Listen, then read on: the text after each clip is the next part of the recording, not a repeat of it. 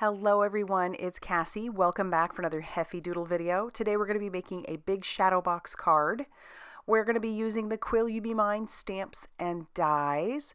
We're also going to be using the Cityscape stencil and the brick by brick stencil. And we're doing this for the April challenge, which is Flower Power. And I'll talk a little bit more about it as we go. But I've gone ahead and die cut out 2 pieces from the big shadow box die. You're just going to need 2 of those. One piece, there's those 2 pieces. It will have some score lines when it cuts them out, so I'm just going to reinforce those, and then I'm going to tack that down with a little bit of Heffy tape to my Tonic platform. I did take this outside the stencil, and I put some pixie spray on the back of it, and now I'm just going to use those magnets to make sure that that stays in place. And the only reason why I use the pixie spray is because that stencil is a little bit intricate, and I just want to make sure that everything stays where it's supposed to. Because as you can see, I'm using some Nuvo embellishment mousse, and this is the color Old Navy. I'll tack down a little bit more of that Heffy tape just to make sure that I don't put it on the tab, because that's where I need to put my glue. But I want to make sure that this is completely covered, as you can see, and I'm just scraping that across like butter. And then I will peel the stencil away and check it out. I love that blue on blue. It's so pretty. And then I did do it again for one more piece, because you need both pieces. And then I'm going to use some press and seal over my paste before I close it up. But check it out, there's the second one. So I'll go ahead and clean everything up, and there are my 2 pieces. They're not dry yet, but I'm going to bring in my heat tool and just keep moving that tool around. It doesn't take very long to do. It probably took a couple of minutes, but I just want to make sure that everything is nice and dry before I move on to the next step. And of course, my cat, we've got, not only do we have a messy substrate, but we also have a heat gun and so of course he's got to come in. So there's Miles making sure I'm doing it correctly and making sure that everything is nice and dry, which it is. Like I said, it only took a couple of minutes with that heat tool. And I do need that middle die there, the smallest one there, because I need to create a window in this one. So what I'm going to do is I'm just going to put that over the top of one of those pieces, run that through my die cutting machine, and then I'm going to use this hill piece and run that through the die cutting machine with the dark gray cardstock, and then I'm also going to use that same one that I did earlier to cut the window. I'm going to do that on this piece of gray cardstock because I'm going to put my Cityscape on it. So I've put this stencil, which is the Cityscape stencil, over the top of my piece of dark gray cardstock.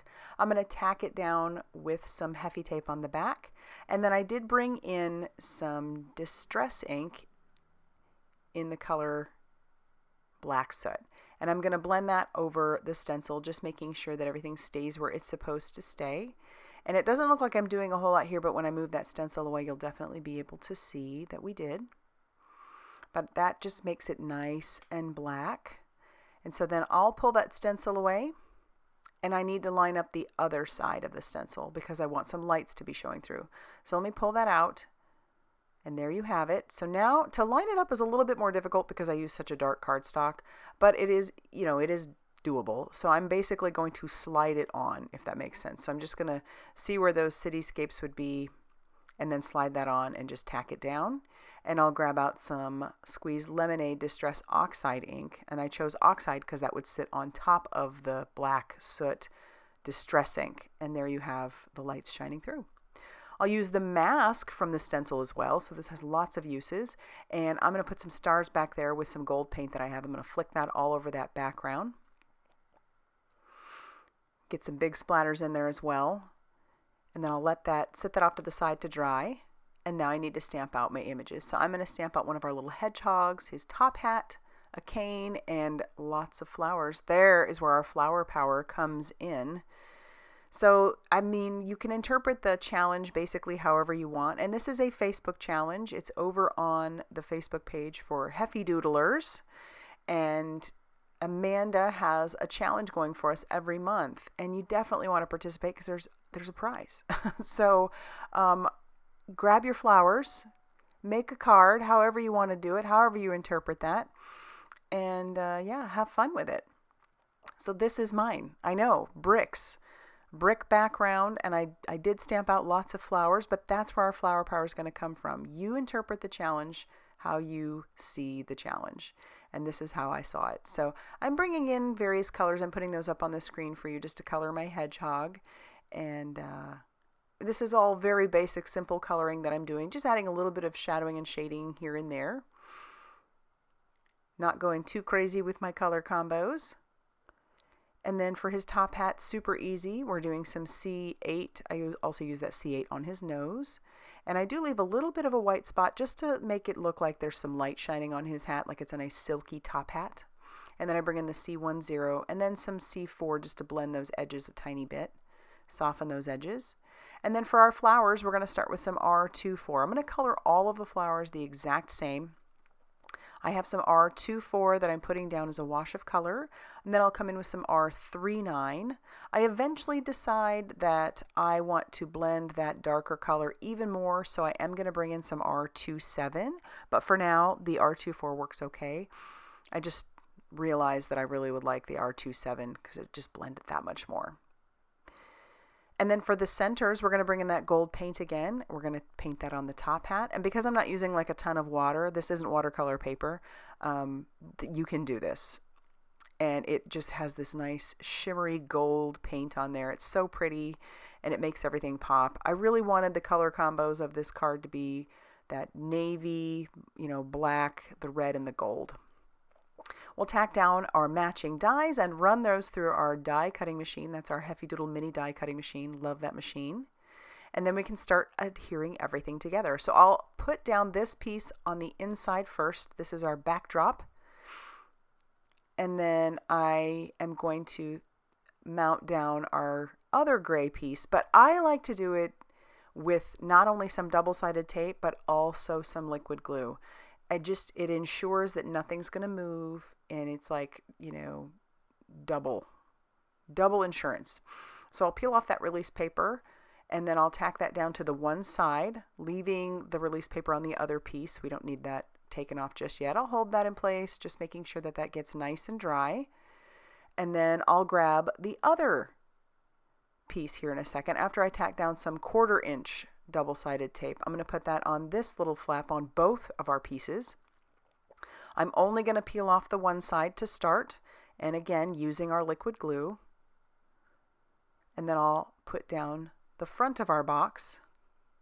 The only downside about doing this such a dark piece is that you do have a hard time seeing what I'm doing. So I do apologize for that, but I just love this card. All right, so now I can peel off the release paper on the inside of our gray mound, and I'll put some liquid glue there, and also on this last piece of our box card, and then I'll just close it up, set it down on top, and then we'll just make sure that that's nice and dry before we start playing around with it.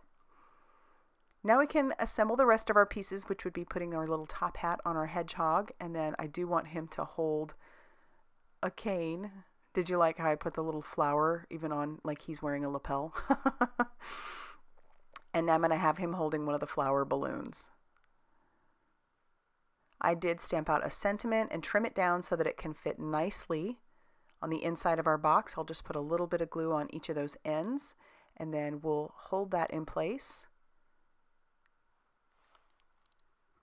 And then we can start adhering all of our other little pieces where we want those on the inside of the box. So he's going to be front and center so that you can see him sending hedge hugs. I love that pun. It just cracks me up every time. And then we can start adding our vibrant red and gold flowers to the rest of our box. And I go crazy putting them all in there. There's only one flower that I don't use, but this was so much fun. I love the idea of a a cityscape, but that there are these little flower balloons all over the place. So we're bringing a little bit of the country to the city, right?